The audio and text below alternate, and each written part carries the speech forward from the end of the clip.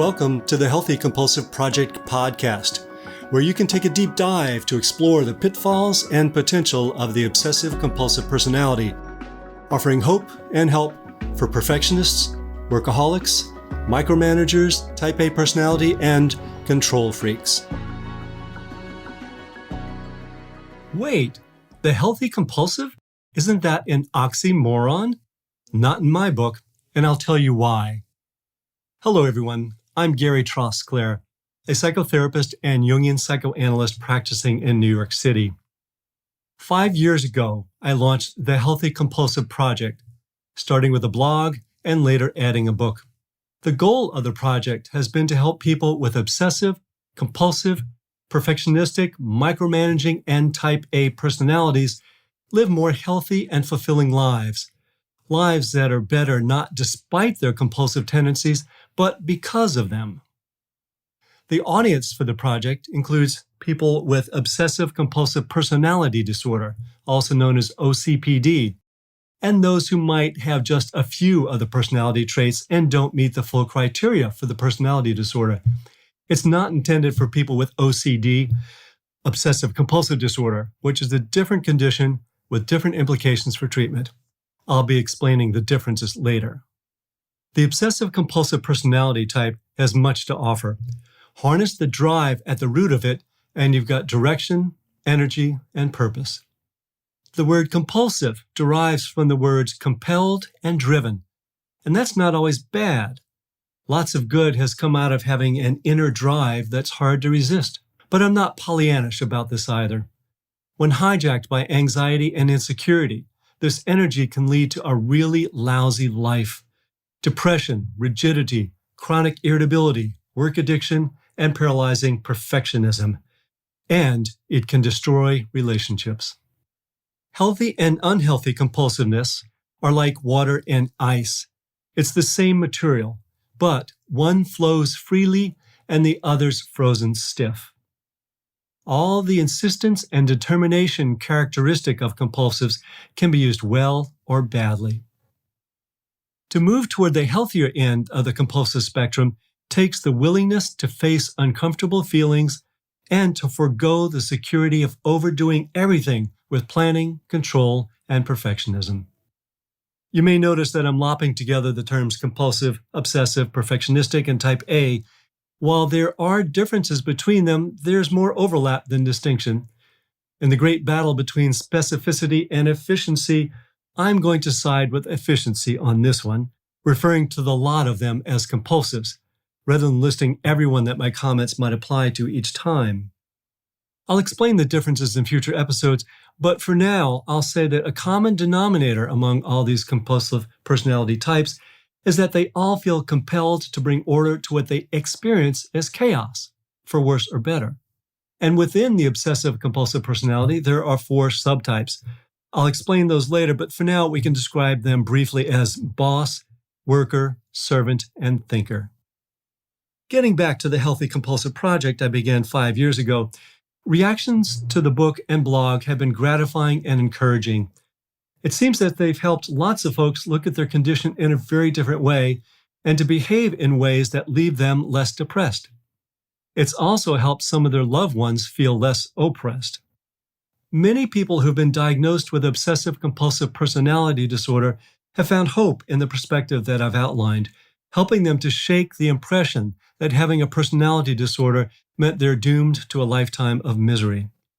But a number of followers have suggested that, given how busy they are and how much being efficient means to them, it would be easier if they could listen to the blog rather than reading it. So, starting today, the Healthy Compulsive Project will also include a podcast. The content in the recorded podcast will be virtually the same as that in the blog. This way, you can listen to it while you drive to your job, walk your mongrel, cook your red beans and rice, and tackle other mindless projects so that you feel like you're being more productive. The blog has over 80 written entries at this point, with 1 or 2 new posts coming out each month. I'll continue to post new written blogs. The podcast will include the recorded version of new blog posts, along with recordings of older blog posts. Some episodes will be like an audio magazine, several articles addressing a central theme. Others will include only one blog. Upcoming themes will include origins of the compulsive personality, psychotherapy treatment, work, relationships and parenting, perfectionism and control, shame and guilt, archetypes and Carl Jung, depression and anxiety, and mindfulness meditation. One bummer about podcasts is that you can't hyperlink. I like to hyperlink in the blog so that you know I'm not just making this stuff up. Well, not all of it. Research on OCPD is still scant, but I do quote the studies we do have when they're relevant. If you want to follow up on any research that I quote, you can find links to the studies in the blog. Two final notes about tone and content in this podcast. Compulsives are a serious lot, and this is a serious subject. I will respect that. But compulsives are also too serious for their own good, and the path forward is being a little less tightly wound. So at times my tone will be lighter, more playful, and even mischievous. Making room for mirth is an intentional part of the project. Film and television reviews might seem frivolous as well when trying to escape the confines of a personality disorder. Information, logic, and insight are powerful, but not always powerful enough in themselves to change us. Characters such as Ove in A Man Called Ove, Chidi in the television series The Good Place, or Ms. Pulteney in The French Lieutenant's Woman can all repel or inspire us to make changes that reason and information cannot. It doesn't take an Einstein to know that doing the same thing the same way will lead to the same problem. Try different for a change. So how does it come to this? How did I get here? First of all, I have my own compulsive tendencies, which you'll hear about on occasion. Most days I don't meet the full criteria for obsessive-compulsive personality disorder, but I do know all too well how the drive to perfect, plan, please, and complete can get out of control. Just as an example, as the outlines of this podcast began to take shape, excitement turned to despair as I realized that I wouldn't be able to make it as elegant and as perfect as I wanted it to be. I almost backed out. My challenge will be not to make it perfect, but to welcome its imperfections, however imperfectly, while still producing something that makes sense and is helpful to you guys out there. Back to how I got here. In my clinical practice, I began noticing the obsessive-compulsive pattern in many of my patients, needing to get everything organized, completed, and perfected, and being driven miserable and driven away from other people because of it. Many of them were very successful in their outer lives, but failures in terms of creating a satisfying inner life. For some reason, even before I went public with the Healthy Compulsive Project, many of these people decided to work with me. Part of that probably has to do with having a practice in Midtown New York, which draws overachievers like moths to the flame, but it also has to do with who I am. I remember one woman who came for a consultation and told me, before I had said much and without any hint of criticism, "You like to have your ducks in order." For her, that seemed to have meant that we were not a good fit, and she went on her way. But for others, my ducks in order personality seems to have made for a good fit, and I've gotten a lot of experience with folks wound a little too tight. I remember two particular moments when the light went on and I first saw patterns associated with the compulsive personality in action. One was when a client was telling me about what someone had been doing wrong and how she set him straight, or rather tried to, unsuccessfully. What I noticed was that her original intention, doing things the right way for the benefit of everyone involved, had been completely lost in how she treated this man. The means to the end, adopting high standards, living by them and getting others to live by them, had trumped the ends, which had originally been the well-being of everyone around her.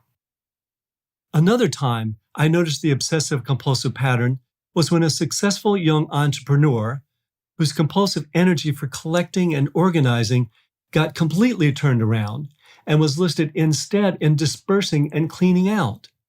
Systematized clutter was traded for systematized spaciousness. It was less about the content or absence of all this stuff and more about completing the process of bringing order to chaos in both directions. For him, completeness was next to godliness, and incompleteness was next to chaos. At first, his symptoms might have made you think that he had OCD, obsessive-compulsive disorder, rather than OCPD, obsessive-compulsive personality disorder. But when you looked at the whole picture, you noticed that these were not specific obsessions and compulsions that intruded on his way of life as OCD does.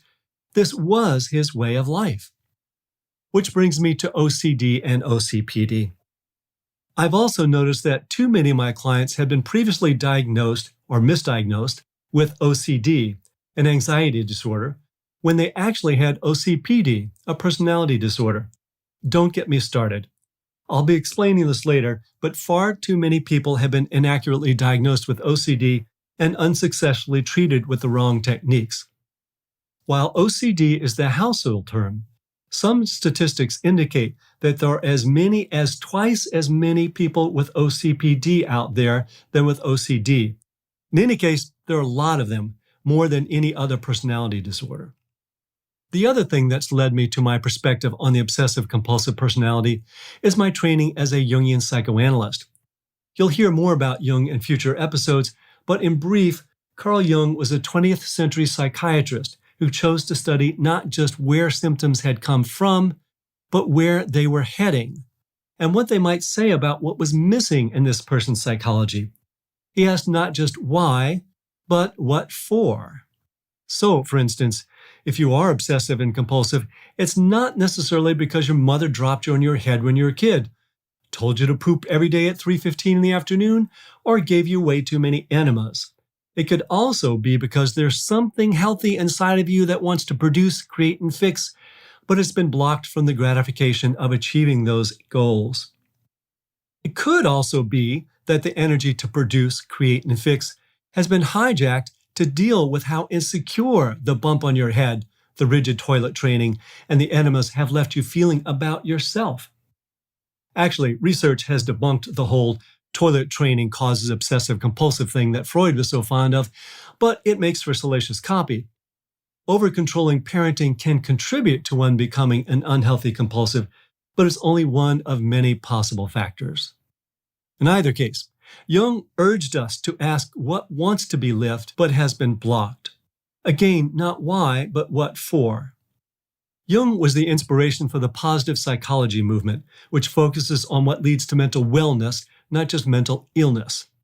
He also recognized early on the positive role that a spiritual perspective can have in promoting mental health. You may notice my emphasis on that word can, since organized religion can also hijack spiritual energy and create the sort of guilt and shame that unhealthy obsessions and compulsions just love to feast on. The other part of the Healthy Compulsive Project is the book by the same name. Well, actually, it has a much longer name, The Healthy Compulsive, Healing Obsessive-Compulsive Personality Disorder and Taking the Wheel of the Driven Personality, which I'm surprised has never won an award for the most elegant book title of its time. Anyway, the book offers a detailed outline of how to go about becoming a healthier compulsive. While no book can substitute for the specific help that mental health professionals offer, it does offer a more in-depth and systematic program than this blog and podcast can describe. The rest of this episode contains the first two blog entries I posted back in 2018, introducing you to the philosophy behind the Healthy Compulsive Project. The next article was posted in May 2018. Why a compulsive personality blog? It's so hard to stop. Hard to stop working, thinking, perfecting, controlling, planning, and doing. This drive can be tormenting, but it can also be fulfilling, both the doing and the finishing. What determines whether it's tormenting or fulfilling? The answer isn't simple, and getting from torment to fulfillment isn't easy either. You'll never be completely free of the drive, but it is possible that you can be the driver rather than being driven by unhealthy impulses. The goal of this project, including the blog, the podcast, and the book, is to share what I've learned as a clinician and as a human about how to make this shift. It's intended for people who are by nature obsessive, compulsive, and perfectionistic, and those that live with them. I love having a project, and ones that have a personal component for me, and that can also be of benefit to others are especially gratifying. I love to write and I love to think about personality, what motivates us and what fulfills us. I love to focus on a challenge and bring it to completion as perfectly as I possibly can.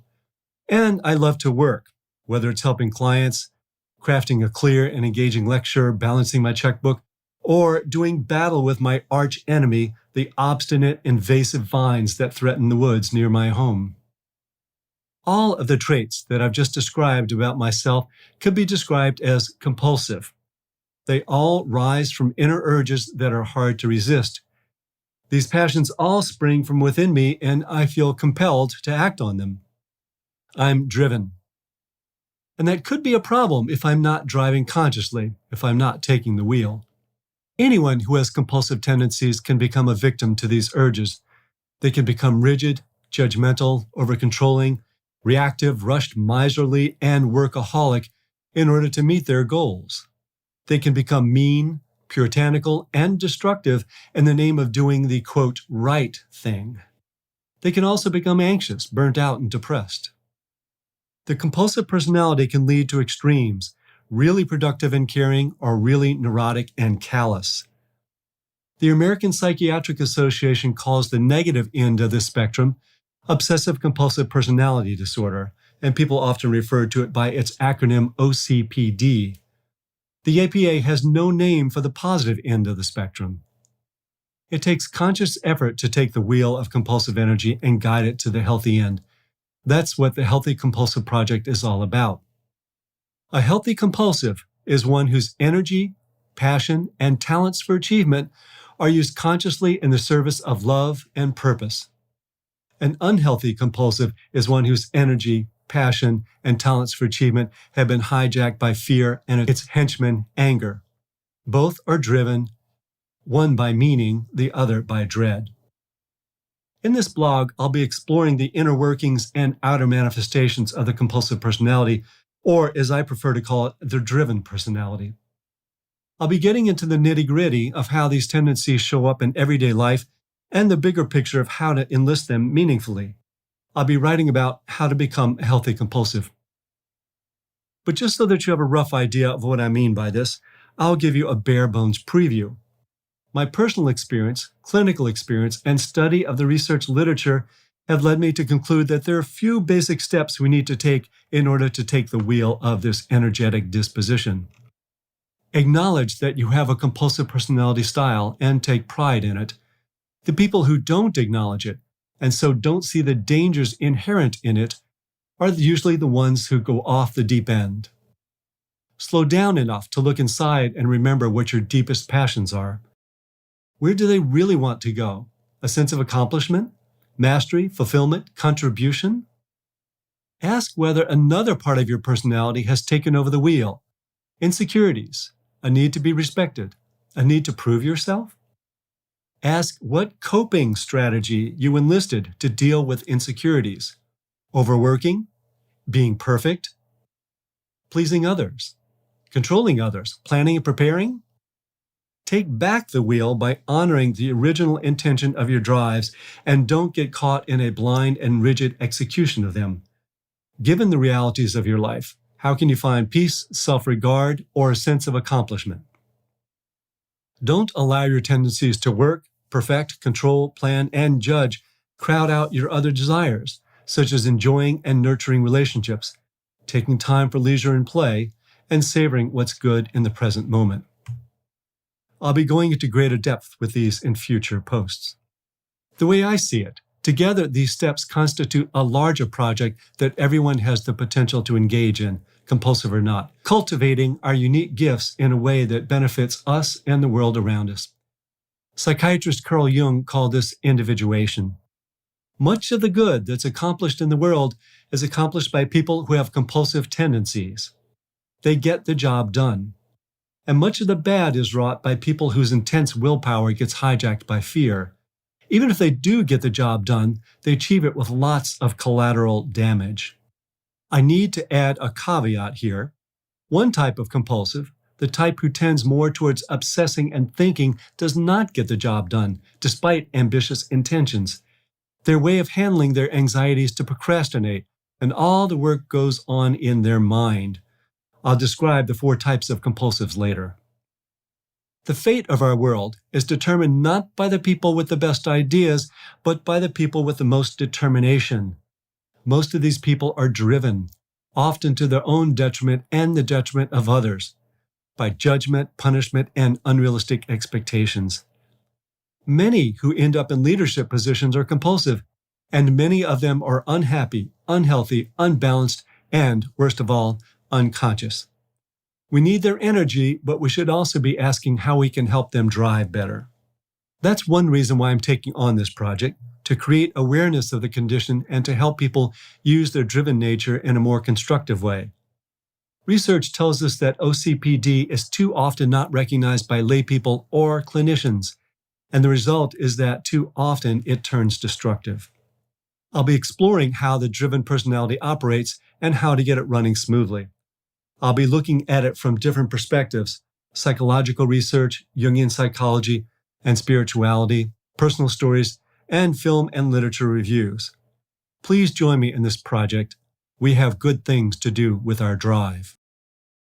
The next post was published in May 2018, entitled Compulsive Personality, A New and Positive Perspective. It explores the evolutionary factor in the development of obsessive-compulsive tendencies. Compulsive. It's not the kind of trait that will get you a wink on a dating app. But let's reframe this. People who have a compulsive personality have a lot to feel good about, if they manage their energies well. Let's remove the judgment about compulsive tendencies and find a more productive and satisfying way to live them out. Let's find the meaning in the compulsive style. People who are compulsive can be hardworking, thorough, determined, focused, persistent, productive, meticulous, efficient, and thrifty. According to research conducted by Douglas Samuel and Thomas Weidiger at the University of Kentucky, people who are compulsive are characteristically conscientious. They aim to do the right thing the right way. They go the extra mile. But they can also get carried away and become work-addicted, rigid, judgmental, sanctimonious, mean, angry, rushed, and miserly.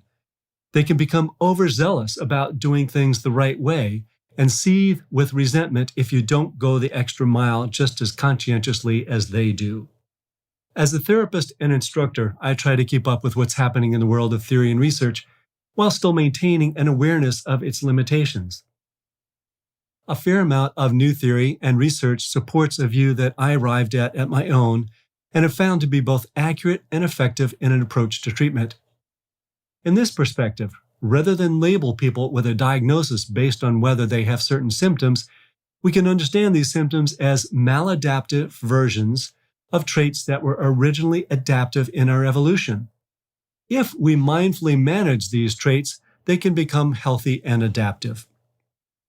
In the case of compulsive traits, it's as if nature needs some of us to have a one-pointed, determined focus that won't let us rest until we complete a task and complete it as close to perfectly as possible.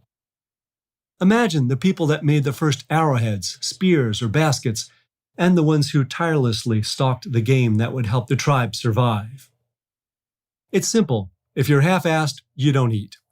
The more conscientious our ancestors were about going the extra mile to make sure their arrowheads, baskets, or hunting skills were as good as possible, the greater the chances for survival. Within limits. Nature being imperfect, that compulsive focus can take over and overrun all other aspects of being human. Then going the extra mile isn't adaptive. Then rigidity blinds us to creative solutions and creates discord.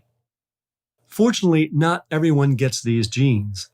Others might get genes that make them more spontaneous and more likely to find creative solutions rather than obsessing about weaving the perfect basket. If you have compulsive personality traits, it's partly because you have compulsive genes. By and large, genes pass down traits that have been adaptive. There's a reason why you are this way. Most genetic dispositions and character traits have their adaptive potential. Nature doesn't care if you're happy. It just wants you to survive so you can pass on your genes.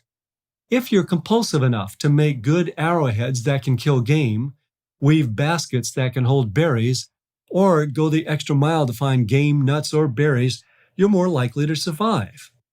Genes are not fate, and whether you become a healthy or unhealthy compulsive is up to you.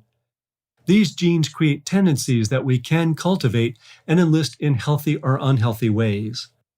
Someone who's energetic, ambitious, and determined may use her strength for leadership and the good of the tribe, and therefore for her own good as well. Or she may use her traits to amass power and sow discontent.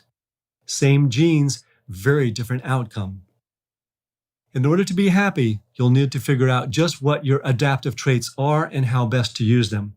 That's part of the project of becoming a healthier compulsive. I've referred to this as a new perspective, but it isn't really.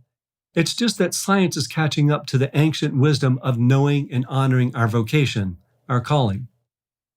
My 30 years of working as a therapist has confirmed for me that when it comes down to it, the real healing that we have to offer people is to help them live in accord with their unique nature in a healthy and fulfilling way, not to try to make them into something they're not.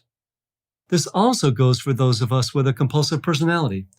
If we don't find the potential good in it, our conscientiousness only decreases self-confidence, our perfectionism prohibits productivity, and our control cuts connections.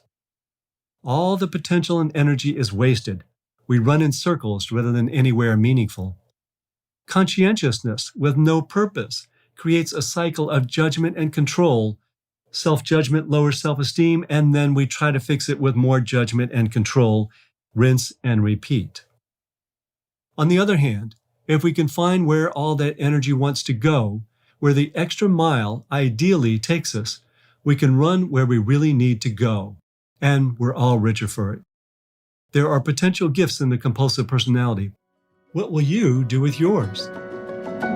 You can find transcripts of this podcast with links to research sources and lots more at the Healthy Compulsive blog, www.thehealthycompulsive.com. If you'd like to subscribe to the Healthy Compulsive podcast, hit that subscribe button. And for a thorough guide to cultivating the positive potential of the compulsive personality, find my book on Amazon, The Healthy Compulsive, Healing Obsessive-Compulsive Personality Disorder and Taking the Wheel of the Driven Personality. And if you find any of these helpful, let others know by leaving a review. Till next time, enjoy the drive.